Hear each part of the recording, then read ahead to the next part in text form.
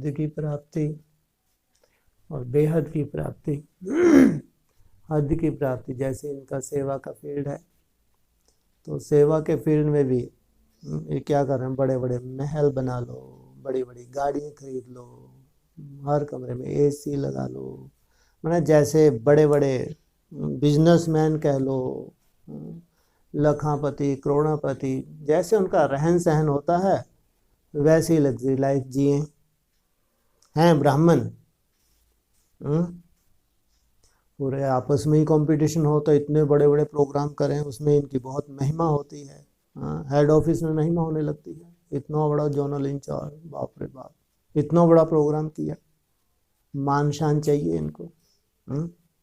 ये सब क्या है, ये तपस्वी आत्माओं के लक्षण तो नहीं है।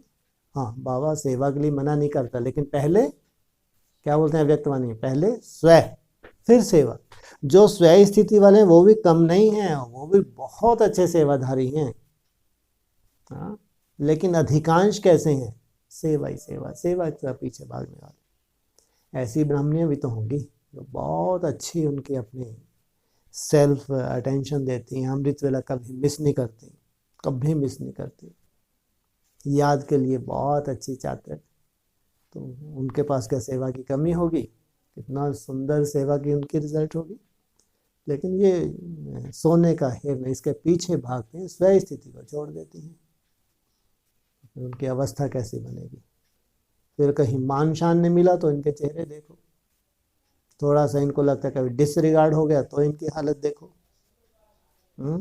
चेहरे से इनके झलकता है, थोड़ा सा इनके बराबर किसी दूसरे को बिठा भी दिया तो इनकी हालतें बिगड़ जाती हैं। जाने जाने कि इसके मुख से मजाक से भी कुछ निकल गया तो इनको लगता है बहुत बड़ा डिसरिगार्ड हो गया। इतनी कमजोर आत्माएं हैं, टेंशन ही नहीं दिया तो वो कमजोरी तो रहेगी नहीं रहेगी। तो ऐसी आत्माएं कहेंगे स्वर्ग में जा रही हैं, यहीं भोग लिया इन्होंने सब स्वर्ग, यहीं भोग लिया और यहीं स्वाहा। हम जरूर जानते हैं जो पिछले जन्मों के संस्कार हैं वो जरूर हमारे किसी न किसी रूप में आड़े आते हैं पुरुषार्थ में। तो उन संस्कार को देख के लगता है कि ये पिछले जन्मों के हमारे कर्म हैं या संस्कार हैं जो हमको परवश करते हैं।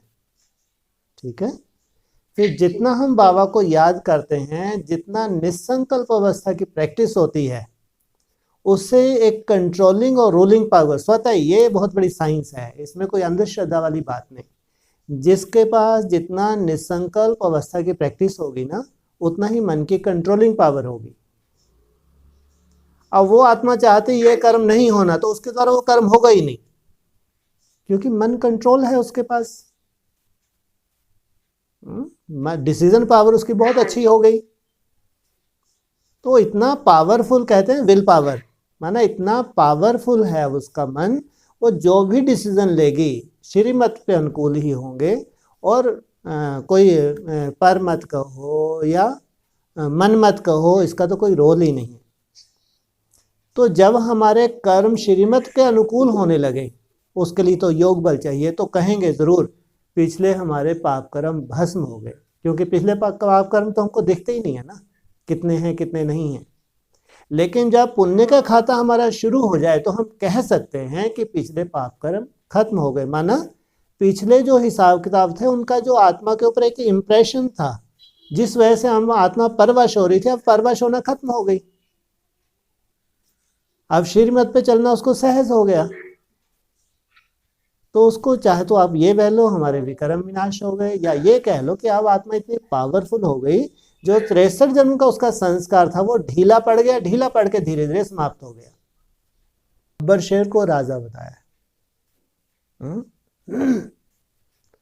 और टाइगर भी शेर है, लेकिन एक तो होता है बड़े बड़े बाल वाला, जिसका मुखौटा बहुत बड़ा होता है, सामने से भोला भाला है, भोले तो धोखा ही खा जाते हैं, चतरापन भी चाहिए। तो शेरनी का दूध सोचो कितना वैल्यूबल होगा। कौन सा दूध है, कौन सा दूध है? दूध यहाँ किसको कहा है? ज्ञान दूध।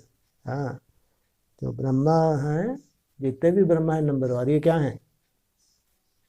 शेर या शेरनी एक ही बात है ना। इसलिए बोला जिस तन का आधार ले उसका नाम ब्रह्मा रखना है। फिर बोला एक शेर चला जाता तो दूसरा आ जाता जंगल, दूसरा जाता तो तीसरा, जंगल कभी भी खाली नहीं रहता। तो ये शेरनी का दूध एकदम जो सोने जैसी आत्माएं हैं, जिनका बुद्धि रूपी पात्र एकदम स्वच्छ है, जिसमें कपट नहीं है, जितनी स्वच्छता को धारण किया हुआ है उसी में ही ठहरता है। नहीं तो ये मिट्टी के बर्तन कैसे होते हैं? देहभान की मिट्टी भरी हुई है, देहभान का ही चिंतन होता है, ऐसे बुद्धि रूपी पात्र में तो टिकता ही नहीं, समझ में ही नहीं आएगा, जैसे फोड़ के लीक हो गया, ठहरेगा ही नहीं। इसलिए मुरली में ही बोला है शेरनी का दूध सोने के बर्तन में, सोने का पात्र, ये बुद्धि रूपी पात्र जिनका सोने का है उसी में ठहरता है।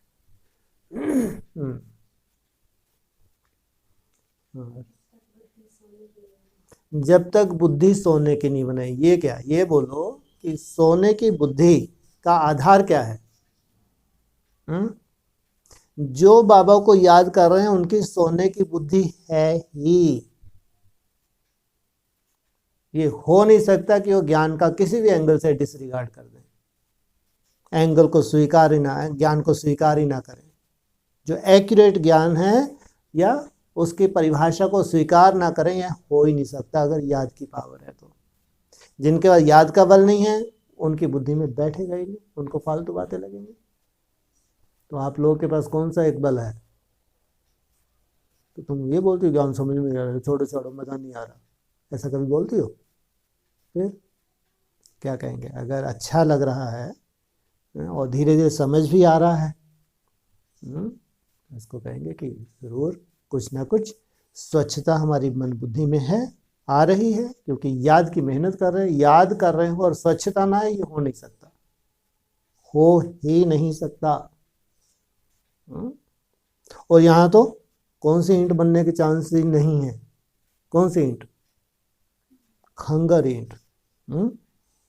एक होती है एकदम लाल ईंट, एक होती है कच्ची ईंट, एक होती है खंगर ईंट।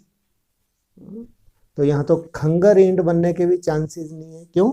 छोटी सी गलती हुई क्या होता है, फटाक से महसूस करने लगते हैं ऐसा क्यों हो गई। गलती में कोई दम नहीं, कोई भी दम नहीं है, इतनी छोटी सी गलती तो भी ऐसा लगता है अपने आप जैसे फिर बार बार ये हो रही है, बहुत बड़ी भूल हो गई। तो कहेंगे कि हम जितना भी यहाँ मेहनत कर रहे हैं याद की, वो हमारे जो भी 63 जन्म के संस्कार है वो ढीले पड़ रहे हैं, ढीले पड़ते पड़ते एकदम स्वाहा। इसलिए यहाँ ईंटें जितनी भी हैं कैसी हैं? कच्ची ईंट है। कच्ची ईंट कैसी होती है?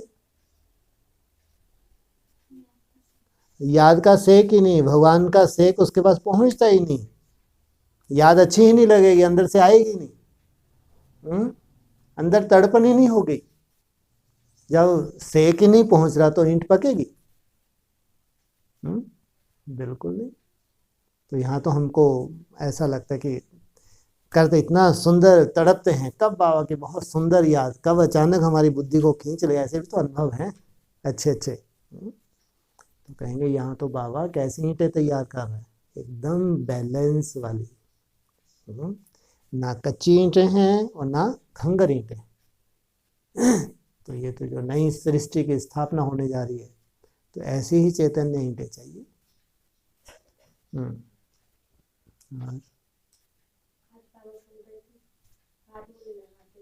हैं जी, फार्मूले लगाते जाओ, उदाहरण लगाते जाओ, हाँ तो निकालते जाओ, जैसे इतना सहज हो। कहने में उनका क्या जा रहा है, क्योंकि बात भी सही है, एक सिस्टम भी है। जितनी भी गद्दियाँ चली हैं ना राजाओं की, अब चलो सतयुग त्रेता की तो हिस्ट्री नहीं है, लेकिन द्वापर कलयुग तो हिस्ट्री है। आप चाहे आप क्रिश्चियन धर्म का देख लो राजा की, चाहे इस्लाम धर्म की देख लो, लास्ट में चाहे सिख धर्म की देख लो, गद्दी तो चली हैं। तो उसकी शूटिंग कहाँ होती है? कहाँ होती है? संगम पे शूटिंग होती है। तो जरूर आगे चल के ऐसा एक सिस्टम भी बन जाएगा स्वतः ही। जो मुख्य मुख्य पाठधारी हैं वो प्रत्यक्ष होंगे, तो उनके बहुत जो करीब आत्मा है वो नंबरवार प्रत्यक्ष होंगे। तो ऐसे इतना सुंदर माला का एक उदाहरण जैसे भाव देते हैं, कहते हैं सर एकदम पूरे ब्रॉड ड्रामा की राजाई, अनेक धर्मों की एक के बाद कैसे गद्दी मशीन बनते हैं, वो पूरा अगर मुरलियों में जो जो कुछ बोला हुआ है वो सब यहाँ प्रैक्टिकल देखने में आएगा। तो जरूर आगे चल के ऐसे सैंपल तैयार हो जाएंगे, जिनको कहते हैं उदाहरण रूप कह लो, या कहते हैं बाबा ऐसा एक कैलकुलेशंस कह लो। ऐसे कैलकुलेशंस बैठ जाएंगी, खटाखट खटाखट। मुरली में तो मोटा रूप बोल दिया, क्या मिल जाए, एक की। हाँ, एक की अगर जन्म पत्री मिल जाए तो सबकी जन्म पत्री खुल जाए। सोचो, खुलेगी नहीं खुलेगी? जब तक नहीं खुल रही तब तक ऐसी कैलकुलेशन काम आ जाते हैं, कहीं बिजी रहते हैं ज्ञान में, तो अच्छा ही है।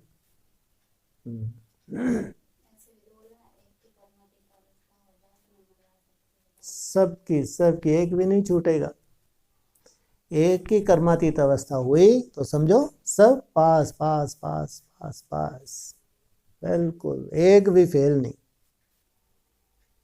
बोला है, सब पास। और फिर लास्ट में थोड़ा सा बोल देते हैं नंबर वार, लेकिन एक भी फेल नहीं है, सब पास।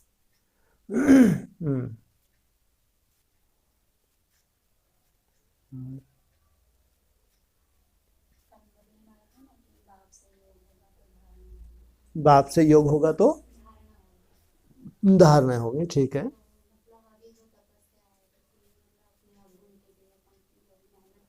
हाँ जी, ठीक है, क्यों नहीं है? योग है तब तो रियलाइजेशन हो रहा है।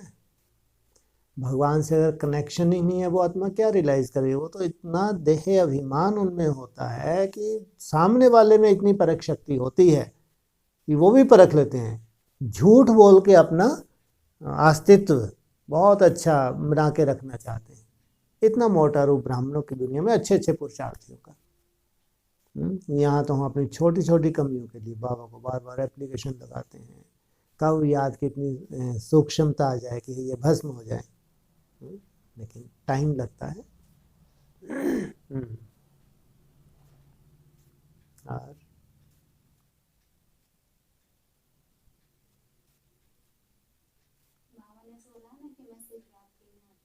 हाँ जी, शिवरात्रि, हाँ जी आता हूँ शिवरात्रि पे। लेकिन हाँ, लेकिन गर्भ से बाल कभी तो आते नहीं आते। हाँ, बिल्कुल, इसलिए 27 के 28 के लिए बोला है बड़ी ते बड़ी शिव जयंती। 18 में नहीं कहेंगे, बड़ी ते बड़ी शिव जयंती कहेंगे। हाँ, 27 28, 18 को क्यों नहीं कहेंगे? बाप के ऊपर और कोई कलंक लगेंगे क्या अभी? या अभी तो बहुत सुंदर मुखड़ा आने वाला है बाबा का सामने। बड़ी ते बड़ी शिव जयंती जो है 18 में हुई या 28 में होगी? है 28 में क्यों? रात्रि कह लो, एक ही बात है। घोर अज्ञान की रात्रि 28 में होगी या 18 में हुई, वो बड़ी ते बड़ी शिव जयंती भी बात एक ही है।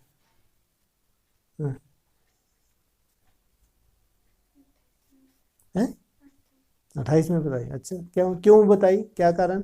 जबकि जो दुनिया में कलंक लगे हैं, 17 लास्ट में, 18 आसपास सीबीआई के जो छापे पड़े, आपको कैसी उम्मीद है कि आगे ऐसा कुछ नाटक होगा?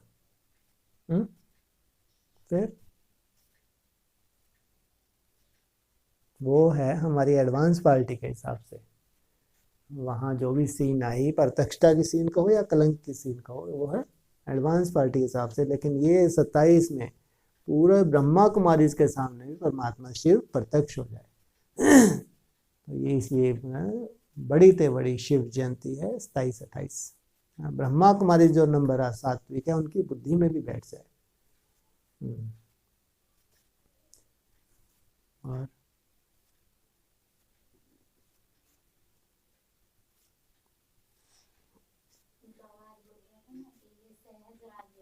हाँ जी, हाँ जी, ठीक है, हम लोग तो खैर अभी ज्ञान में आए, लेकिन जो पहले से मेहनत कर रहे हैं उनके लिए भी तो कितना मेहनत करके करके लास्ट में सहज होता अच्छा, किन के लिए? है।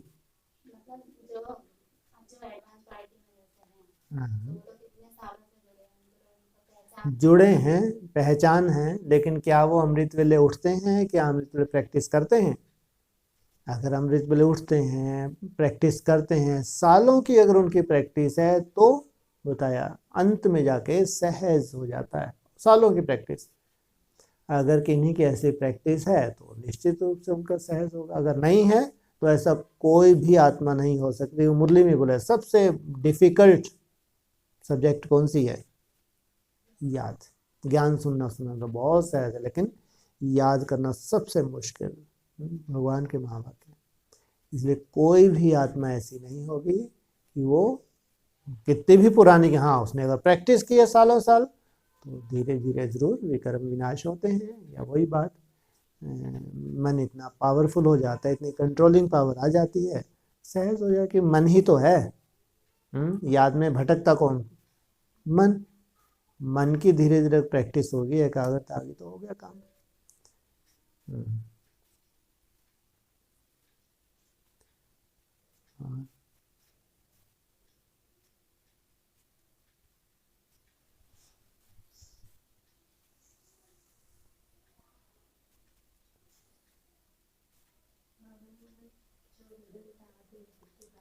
हाँ जी, 24 घंटा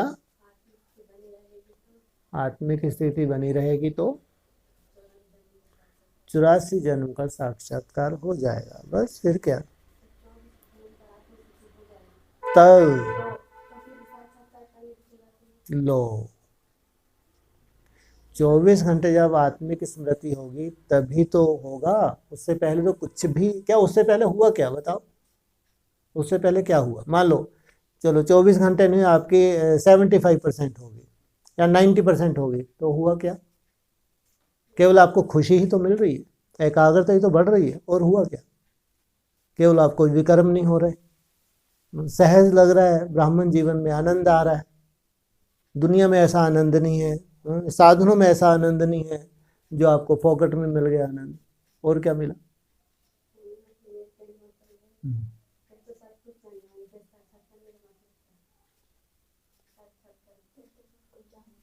हाँ हाँ। कौन से साक्षात्कार? करते रहेंगे? अरे, वो जिनके लिए बोला है उनके लिए बोला होगा, उनको भी ज़्यादा से ज़्यादा 12-15, ज़्यादा 15-20, इससे ज़्यादा नहीं करते रहें। ऐसा नहीं 84 करते रहेंगे, ऐसा होता है क्या? वो उनके लिए बोला है, ऐसे मुरली में उनको ऐसे इशारे दिए होंगे। जैसे उनकी सूक्ष्म बुद्धि होती है तो उनको मालूम पड़ता है कि अच्छा है, जो ये भी है, ये भी है, ये भी है। अरे 10, 10, 12, 14 जन्म, इससे ज़्यादा नहीं। पूरा 84 का ही चिट्ठा क्लियर है, ऐसा कुछ नहीं है। जो वैल्यूबल उनके जन्म है, हिस्ट्री के जो मुरलियों में है, वो जिन आत्माओं के लिए उनको वो टचिंग होती है बस। बाकी ये नहीं कि पूरा 84 का ही चक्कर क्लियर हो जाएगा। नहीं तो फिर कोई मतलब ही ना रहा। कि उसी स्टेज पे जाके, याद के संपूर्णता पे जाके, आपने भी पूरे रहस्य, किसी भी आत्मा के सब रहस्य, पूरे सृष्टि के रहस्य, धरती के अंदर के रहस्य, अंतरिक्ष के रहस्य, माना कोई भी ऐसा रहस्य जो भगवान के पास है, वो आपके पास ना हो, ये हो नहीं सकता। ये स्टेज है वो। इसलिए उसको टाइम लगता है। ये स्टेज अगर 2-4 जन्म भी ले, अगर मिल जाए तो कम बात है। सोचो, भगवान के अंदर जो भी है उसको पूरे को हप करना, और एक ही जीवन में आपने पा लिया। और इसमें सबसे बड़ी बात, जैसे आपका योग बल बढ़ता जाता है, जैसे बढ़ता जाता है, आयु भी आपकी बढ़ती जाती है। मुरली में बोला, कितनी बड़ी बात है। माना इसका ये सबसे वंडरफुल जन्म है। आयु उतनी ही आपकी बढ़ती जाएगी जितना योग बल बढ़ रहा है। तो ऐसा नहीं कि आज 90 साल के हो गए, 100 साल के हो गए, 110 साल के हो गए, अब तो अभी तक कुछ मिला ही नहीं। सोचो, मुरली का पॉइंट है ये, ऐसा योग बल है, इससे तुम्हारी आयु भी बढ़ती है।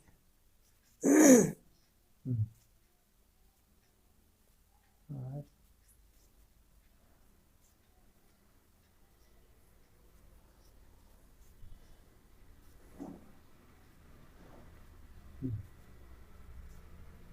बाबा भी ऐसे बोल रहे थे ना कि जो सूक्ष्म शरीरधारी प्रवेश करते हैं तो तुम्हारे जो भी विकार की कमी है उसके दुख के कारण प्रवेश करते हैं। जो सूक्ष्म शरीरधारी प्रवेश करके तुमको मिसगाइड करते हैं, ऐसा? हाँ तो मतलब किसी भी विकार की कमजोरी है उसके दुख के कारण प्रवेश करते हैं।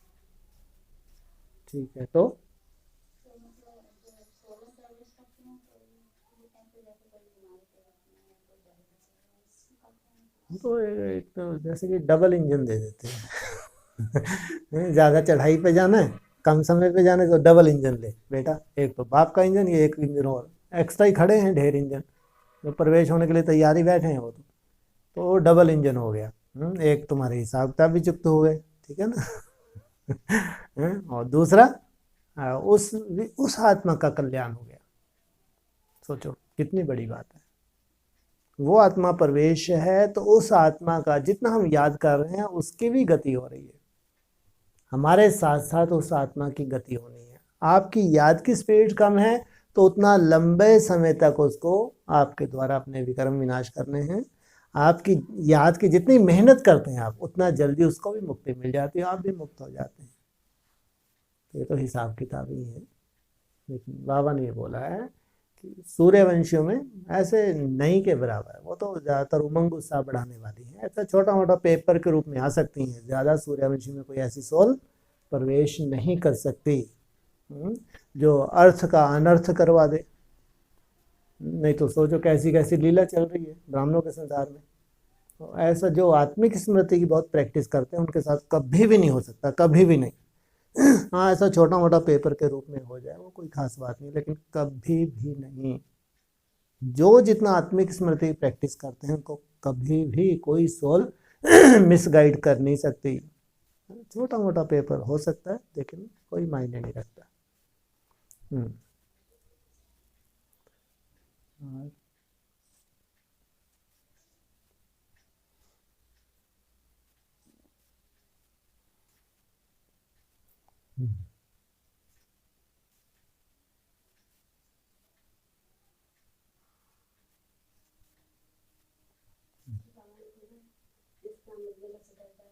सब सुधर जाएगा। वाह, जिसका अमृत वाला ठीक उसका सब ठीक, ये वर्डिंग भी बोली है बाबा ने, है ना। मुख्य आधार है ही अमृत वेला और सबसे ज्यादा मेहनत भी अमृत वेले में लगती है। क्या करे कि हमारा अमृत वेला बहुत बढ़िया हो जाए। सबसे पहला आप लोगों के पास सबसे बड़ी गिफ्ट कौन सी है? उठने की कितनी बड़ी गिफ्ट है। यहाँ उठने में मेहनत लगती है, हाँ फटाफट खड़ी हो जाती हैं, दो चार ऐसा पलटी खाए, थोड़ा और 15 मिनट सो लो, थोड़ा आधा घंटा और घरों में जाए, घरों में देखो इनके घरों में बेचारे जो जैसे अलार्म देखा बज गया, वो ठंड के दिनों में तो खा थोड़ा और तो 10 एक मिनट बाद 10 एक मिनट सोई गया आधा घंटा, फिर देखा थोड़ी ठंड ज़्यादा चलो यहीं लेटे लेटे कर लो, कंबल ओढ़ा वहीं बैठे याद में और गया अमृत वेला इस्तेमाल। तुम भाग्यशाली हो कि इस संगठन में ऐसे कोई रोल ही नहीं है, लफड़ेबाजी नहीं है। उठना है तो उठना है सबसे पहला। कितना बड़ा भाग्य है। जो सबसे मुख्य है अमृत वेला, उसकी गिफ्ट है तुम्हारे पास, उठने की गिफ्ट। उसके बाद है सफल करने की, है ना। सफल करने में हम नंबरवार है, खासकर जो बाबा की डायरेक्शन है उसको कहता है अमृत वेला पूरा सफल करना। अमृत वेला पूरा सफल करने से मतलब ये नहीं है कि 1 बजे से लेके 4:45 बजे तक, ये नहीं है। अमृत पूरा सफल करने से आप चाहे 1:30 बजे उठे, चाहे 2 बजे उठे या 3 बजे क्यों ना उठे, 3 बजे के बाद तो कोई उठता भी नहीं, है ना। लेकिन जब भी आप उठे तब से लेके 4:30 4:45 बजे तक आपको पूरी तरह से मेहनत करनी है। नहीं तो ऐसा भी हो जाता है कोई कोई कि गलत फहमी होती है कि अगर 1-2 बजे से उठेंगे तो बहुत सुंदर शूटिंग हो जाएगी। उठ तो जाते हैं हट करके, लेकिन झुटके खाते रहते हैं, कब झपकी लग जाती है। मालूम पड़ा कोई 3 बजे उठने वाला उनसे भी आगे नंबर ले गया, है ना। है तो उनका भी शुभ संकल्प कि हम 1 बजे से उठें, 2 बजे से उठें, तो मेहनत कर रहे हैं, ऐसा नहीं मेहनत, हाँ अगर मेहनत कर रहे हैं तो इतनी हिम्मत हो, क्योंकि झपकी भी आती है, आलस का रूप भी आता है। तो झपकियों खा के अगर अमृत वेला किया, उठे भी, इतना बड़ा त्याग भी किया, पूरा सफल नहीं हुआ तो नुकसान हुआ ना। इसलिए कहते हैं पूरा अमृत वेला का मतलब यह है, हाँ अगर तुम मान लो ऐसे ग्रुप में तुमको आने वाले हो, तुम जैसे बाबा ने मुरलियों बोला कि अष्ट देवों का अपना ग्रुप है ना, उसके 2-3 ग्रुप में बांटा है मुरलियों के हिसाब से। अमृत वेले को भी 2-3 ग्रुप्स में बांटा है, 1 बजे से, 2 बजे से, 3 बजे से। ये चिंता मत करो कि अगर मैं 3 बजे से उठ रही हूँ तो कोई मैं एकदम थर्ड क्लास, बिल्कुल नहीं। जैसे जैसे तुम्हारी एकाग्रता बढ़ेगी स्वतः ही, फिर 2 पे, फिर 1:30 पे, फिर 1 पे, स्वतः ही आना है ऊपर की तरफ। हो रहा है उल्टा कई जगह, ऊपर से शुरू कर रहे हैं और टम समय पूरे सफल नहीं होता। कायदा क्या होना चाहिए, नीचे से शुरुआत होनी चाहिए। जैसे 3 से आपने 4:30 बजे तक पूरा सफल कर लिया, आपने लगा 2-3 महीने बहुत बढ़िया, फिर आप आधा घंटा बढ़ा दें, है ना, फिर आप बढ़ा दें, इसको कहेंगे यथार्थ। नहीं तो कोई कोई ऐसे भी, चलो तुम लोगों का एक बहुत सुंदर माहौल है यहाँ की बात में, लेकिन बाहर ऐसा हो जाता है तो वो भी बेचारे हट करते हैं, उनको लगता है कि हमको पूरा सफल करना है, तो हट करके उठते भी हैं। जब हट करके उठेंगे तो ऐसा ज़रूरी नहीं है कि पूरा सफल हो जाए, माया तो आती है। और सबसे ज़्यादा अगर आलस के रूप में माया नुकसान कर रही है तो ये बहुत बड़ा नुकसान है। इसलिए अमृत वेला बहुत अच्छा हो, उसके लिए आपकी नींद पूरी होना बहुत ज़रूरी है। हमारे पास जो सबसे बड़ी गिफ्ट है कौन सी, उठने की नहीं, उससे बड़ी गिफ्ट कौन सी बताइए अभी, सोने की। अरे बाप रे, आज जैसे 8, 8:30, 9 बजे कर्फ्यू लग जाता है। तो कितना सुंदर भाग्यशाली हो। इसलिए सोना उठने से ज़्यादा ज़रूरी है समय पर सोना, क्योंकि सोने की भी तो श्रीमत मुरली में है, स्पष्ट बोला है 9-10 बजे सो जाना चाहिए, 2-3 बजे उठना चाहिए। तो जो मान लो कोई लेट, जो बाहर है उनके साथ बेचारों को ऐसा होता है, कोई मेहमान आ गया, कोई थके हुए हैं, अब उनके लगन है उनके अंदर कि उठना है, अब सोने में 11 बज रहे हैं, 10 बज रहे हैं, उठ गए तो टाइम वेस्ट होगा या सफल होगा, टाइम वेस्ट होगा, है ना। तो इसलिए सबसे ज़रूरी है समय, सबसे सुंदर पुरुषार्थ, बढ़िया पुरुषार्थ है जल्दी सोना, उठने की चिंता नहीं। और फिर अलार्म लगा के उठना, ये कोई भी कायदा नहीं है, वो हो जाएगा हठ। अलार्म लगा के उठ तो जाएंगे, लेकिन अगर नींद पूरी नहीं हुई है तो समय सफल नहीं हो पाएगा। तो आपको सेटिस्फेक्शन तो मिलेगी, या आप तपस्या है, जल्दी उठना भी तपस्या है, मेहनत है, इसमें कोई दो राय नहीं है, लेकिन सफल हो जाए, पूरा समय सफल हो जाए, उसके लिए नींद की जितनी ज़रूरत है वो तो चाहिए ही चाहिए। इसलिए सबसे अच्छा तो मेरे को ये लगता है कि नीचे से शुरुआत करनी चाहिए, पूरी नींद करके 3 बजे उठें, 1.5 घंटे को बहुत अच्छे से सफल कर लें। नहीं तो कोई 2 बजे वाला उठा हुआ है, कोई 1 बजे उठा हुआ है, उसका बेचारा 1-2 घंटे वैसे ही आलस में चले जाते हैं, और 3 बजे वाला उठ रहा है, बहुत अलर्ट उठ रहा है, समय कोई सफल कर रहा है, तो क्या कहेंगे, आगे निकलेगा नहीं निकलेगा। इसलिए अमृत वेले हठ से नहीं हो सकता, हठ से प्राप्ति नहीं होगी, हठ से खुशी तो होगी, क्योंकि तपस्या तो है उठना, उठना भी एक तपस्या है, तो भावनाओं का फल आपको मिल सकता है, लेकिन सिद्धि स्वरूप बनने के लिए सबसे पहले अमृत वेले का जो मुख्य है वो सबसे ज्यादा आपको काम आने वाला है ट्रैफिक कंट्रोल के लिए, ध्यान रखना। अमृत वेला जो सिद्धि स्वरूप बनने वाली आत्माएं हैं उनके लिए अमृत वेला फर्स्ट, क्योंकि सबसे सुंदर जो हमारे पास पूरी एनर्जी सोने के बाद, जितना हल्कापन अमृत वेले होता है उतना दिन में कभी हो ही नहीं सकता। उस समय में अगर आप थोड़ी भी प्रैक्टिस करते हैं निसंकल्प होने की, वो जैसे कि तुम्हारा एक संस्कार बनता है, या अगर इंटरनल कोई ऐसा सिस्टम भी है एकाग्रता का, जैसे एकाग्रता तुम्हारी जो बढ़ती है अमृत वेले प्रैक्टिस में, जिस स्टेज तक पहुंचते हो तुम, वो धीरे धीरे वो बढ़ती है, उसके लिए खास अमृत वेला। अगर आलस युक्त अमृत वेला है तो फिर कम से कम मन मनाभव तो ठीक है हो, गीतों के माध्यम से भी कोई सफल कर लेते हैं, मुरली भी सुन लेते हैं, ड्रिल भी कर लेते हैं, लेकिन आलस में अगर टाइम वेस्ट होता है तो सिद्धि वाली कोई बात आने वाली नहीं है। खासकर विघ्न विनाशक वाली कोई बात नहीं है कि जो विघ्नों के पहाड़ आने वाले हैं, तो आपका इतना अमृत वेला पावरफुल हो गया तो आपने अमृत वेले से सब विघ्नों को खलास कर दिया। अगर आया भी तो तुम बिल्कुल भी प्रभावित नहीं हुए, ऐसा भी होगा। इसलिए बोला जिसका अमृत वेला ठीक उसका सब ठीक। इसलिए खास सोने की भी अपनी श्रीमत है। अपनी कैपेसिटी के हिसाब से उठना, दूसरों को देख के नहीं उठना, अपनी कैपेसिटी को देख के उठना। तो नीचे से या तो ऊपर जाना है या फिर हट करके ऊपर से फिर नीचे आना क्या अच्छा है? नीचे ऊपर जाना अच्छा है ना? माना समय को सफल करना ज़्यादा अच्छा है। हालांकि ये प्रॉब्लम ज़्यादा यहाँ नहीं है, ये प्रॉब्लम ज़्यादा जो घर हैं, जो भाई लोग हैं, जो माताएं हैं, बाहर रहते हैं, वो घर गृहस्थ में रहे हैं, उनके पास तो ये प्रॉब्लम आती है।